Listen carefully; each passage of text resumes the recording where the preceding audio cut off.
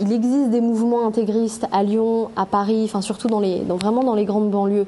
Et je pense que autant moi je les combats comme n'importe quel citoyen dans la mesure où c'est une vision une vision absolue, enfin que je partage pas du tout et très violente des choses.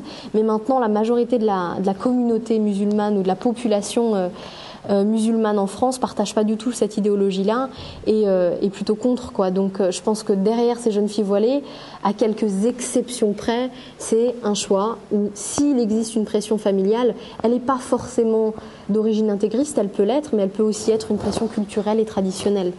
On maintient les gens sur la peur de l'intégrisme, sur la peur de voir Ben Laden arriver en France, sur la peur de l'attentat, sur la peur de... On les tient là-dessus. Parce que si finalement il n'y avait pas toutes ces appréhensions-là, les gens iraient d'eux-mêmes rencontrer ces gens qu'on montre du doigt. Mais qui sont-ils? Mais on n'irait pas, parce qu'on a peur de sauter sur une bombe.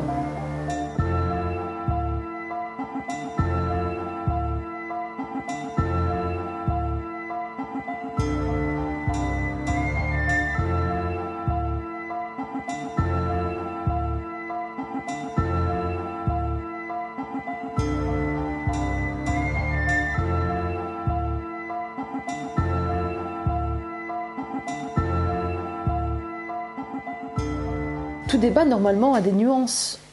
Rien n'est blanc ou noir. Mais quand il s'agit de la question de l'islam, il y a les bons et les méchants. Il y a le blanc et le noir. Tout est binaire, un peu comme notre ami George Bush, qui a adressé un axe du mal. Et bien là, pareil, on a défini qui était le mal. Et celui qui a le malheur de déroger à ce qu'on a défini comme étant le mal, ou c'est un islamophile, ou il a un double langage, ou il a quelque chose à cacher. Si on s'exprime mal, c'est qu'on est manipulé. Quand on essaie de s'exprimer correctement, on manipule. Quand on essaie de déconstruire le discours de l'autre, on essaie de se la jouer plus royaliste que les royalistes eux-mêmes. Donc finalement, on place le débat dans l'impasse.